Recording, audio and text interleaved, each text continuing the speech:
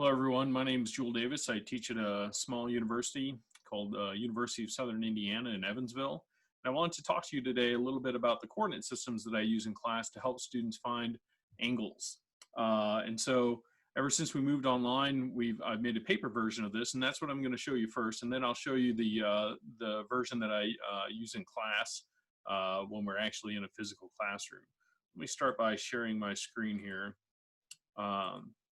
So students a lot of the time will have problems finding angles. And so what I try and do is I try and encourage students to use the information that's given, in which case, in a problem like this, if we have a box sliding down an incline, we're given here an angle of 30 degrees. And so when drawing the free body diagram, I try and encourage students to actually use the 30 degrees in their normal and friction forces. And so a student may get a handout that looks something like this. And we may have a coordinate system defined, we may not. We may talk through the process. But in drawing a free body diagram, what I'm going to do is I'm going to ask students to use the angles that were given in terms of summing forces in the X and Y direction. So what I ended up making are paper versions of coordinate systems that are big enough so that we could rotate and see where the 30-degree angle shows up in a normal force or a friction force. So as we go through the process, we're going to start by establishing a coordinate system. So in this case, a Cartesian coordinate system. And then we're going to draw our friction and normal forces. And so we might see that depending on whether or not the box is sliding up the incline or down the incline. Let's just assume that we're preventing it from sliding down the incline.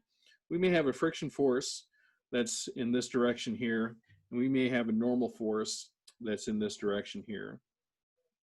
So we may just go ahead and define that as an N and define this as an F sub F. Now, what I usually encourage students to do is to use that same 30-degree angle. And that's usually pretty easy to define from the Cartesian sense for the friction force here. And so we'll draw this 30 degrees and we'll label that theta. But what a lot of the students have trouble sometimes finding the angle for the normal force and which angle to use and how it shows up in our forces, in our equations. So what I encourage students to do is to use these coordinate systems and to be able to rotate them so that we can figure out where that 30 degrees shows up in our equations. And so what we'll do is we'll start with our coordinate system in line with our standard Cartesian coordinate system, and then we'll rotate our coordinate system until one of our coordinates are in line with the 30-degree angle that we have here. And then we'll notice that as we went through the process that this is the 30 degrees that we had between the horizontal and our coordinate system here that goes along the incline. And then as we watched that rotate up, we saw that this angle swept out was 30 degrees from the vertical. So what I'll then encourage students to do is go ahead and draw that vertical line, and we'll notice that that normal force, let's draw that vertical line here, that normal force was swept out from the vertical and is collinear with the swept out version is collinear with our new coordinate system here that's rotated. So the question now is, as we rotate our coordinate system to be collinear with our new coordinate system, that this angle was 30 degrees, such that now this angle is 30 degrees. And now that we look at our normal force, we can see very quickly that the angle that swept out is this angle in between the vertical and our new normal force. So now we can label this as our 30 degrees, as our theta.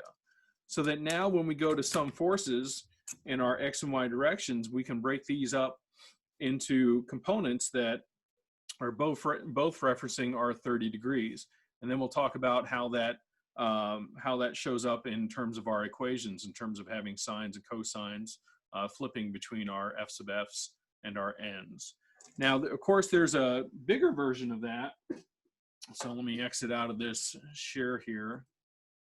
The bigger version of that is in fact a PVC version of that. So we have a black and an orange PVC pipe that is connected together. And we can do the same thing, the exact same thing, to show where our normal force is and the angles associated with our normal force and our friction force. And this was obviously made big enough such that students could see it from the back of the room. And this is simply made from PVC pipe and tape. So if you notice here, we've got a PVC pipe that's about 1 foot long. And it was originally painted, but the paint seems to be chipping off. So we ended up using just orange tape. We've got a 1 foot PVC pipe. We've got an elbow, a trap, excuse me, for a bathroom trap that's made out of PVC. And then the last important component is the 3-way connector for the PVC pipe.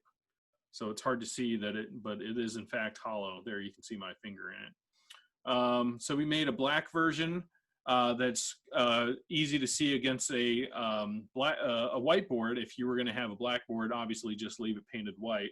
And the reason I used orange is that I color code most of my lectures such that we ended up with orange for a coordinate system. So I tried to match my color coding from class. That's it. It seems to help a lot with the lectures, and students tell me that it really helped determining coordinate systems and the angles associated with the different components of forces. And it's a good way of double checking. If you've got a friction force times a sine, you should be expecting to see a normal force times a cosine when you're summing forces in the x and y directions, kind of thing. That's it. Give it a shot. This stuff is pretty cheap to buy, and you can buy PVC cutters that are easy to segment all of your different sections, and just make it big enough so that students can see it from the back of the room. And the nice thing about it is that you can actually see those angles sweep out from the horizontal and from the vertical. That's really the key idea here, to be able to see those angles actually move. You can't really see it here very well. But this component, the paper version, is made out of tape. And so the tape version is really just these coordinates printed out on a piece of paper and then taped over with clear packing tape, such that you can see through these different parts here, and you can see the actual vectors actually rotate. Now I taped across this entire coordinate system here to help stiffen it up a little bit, and that's really helped a lot. So this might be a good tool to use when you're lecturing online. You're recording your lectures in a format such as this.